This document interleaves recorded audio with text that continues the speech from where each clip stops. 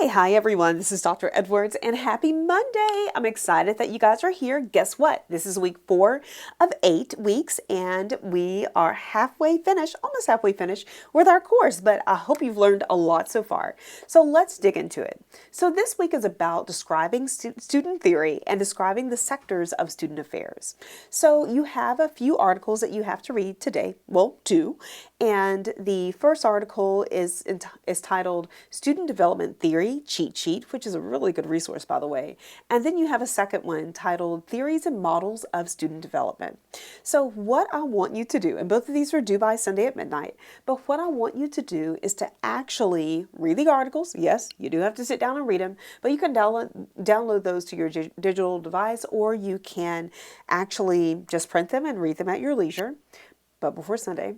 But I want you to use the definition of student success from last week that you created and also your expert category, and you will need to respond to the following. So the first question I have for you is, which theory is most applicable to your expert topic? The second question I have for you is, explain why you selected this theory, and so your explanation needs to form 1 to 2 paragraphs. And then the third question I have for you for this step is, take us through a scenario involving students in your expert area persisting through the steps of this theory.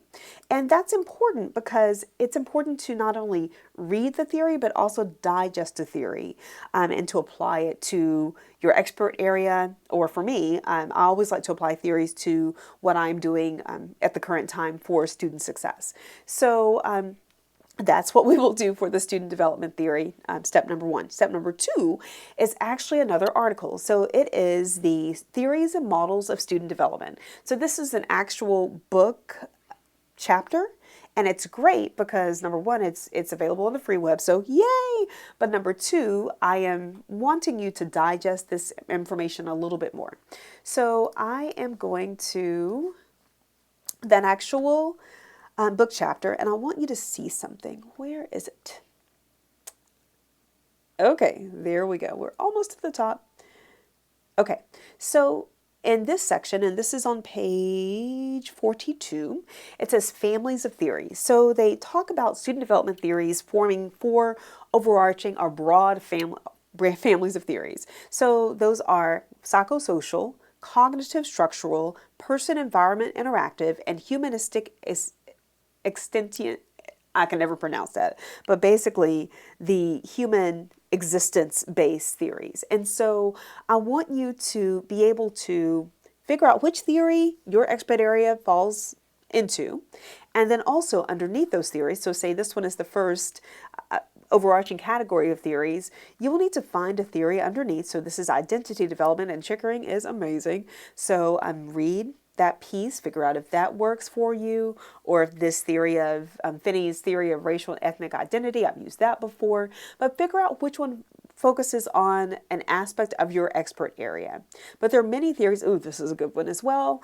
And this one, for my career services people, this one could really focus on what you're wanting to do. So figure out which family of theories and then pick a theory within that family. So you will need to figure out which family fits your expert area. Number 2, explain why you selected the theory from that piece. And then also you will need to take us through a scenario involving students in your expert area persisting through the steps or stages of this theory. And so within each theory, let me just show you one more time.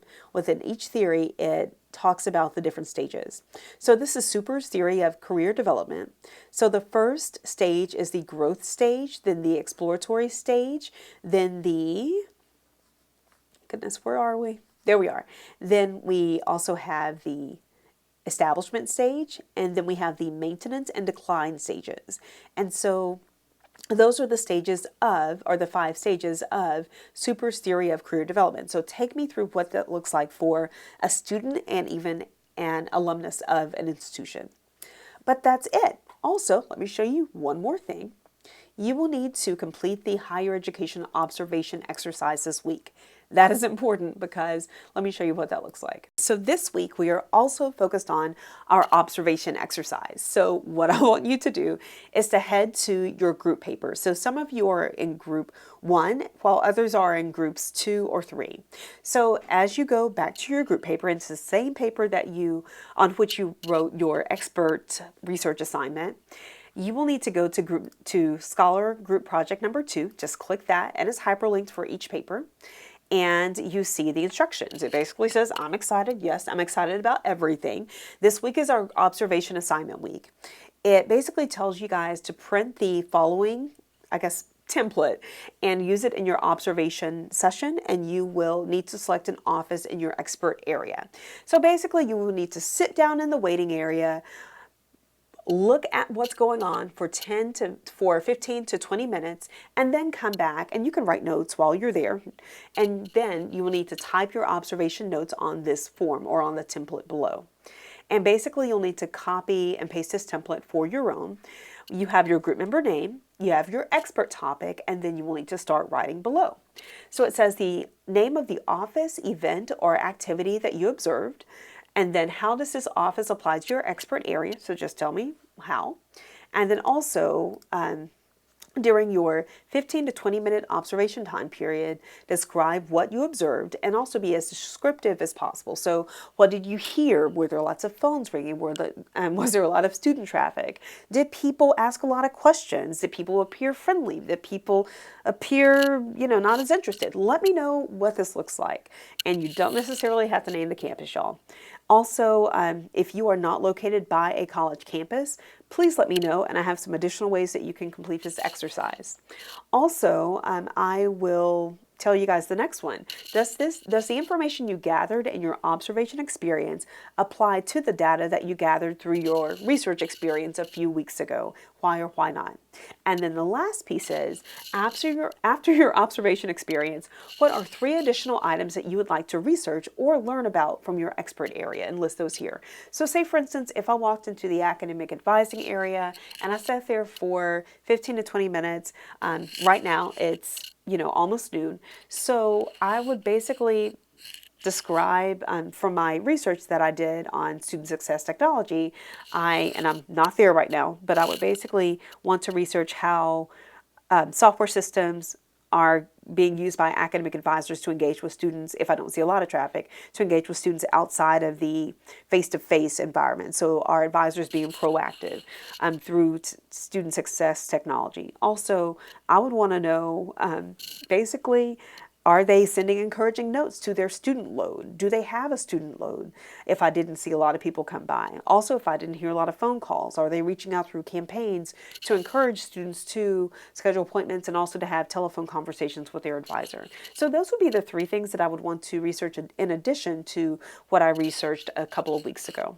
But that's it. And then also, yes, we always leave room for comments, but that's it. Hope you guys are having a good day. If you have any questions, I am at DRJT Edwards on Twitter.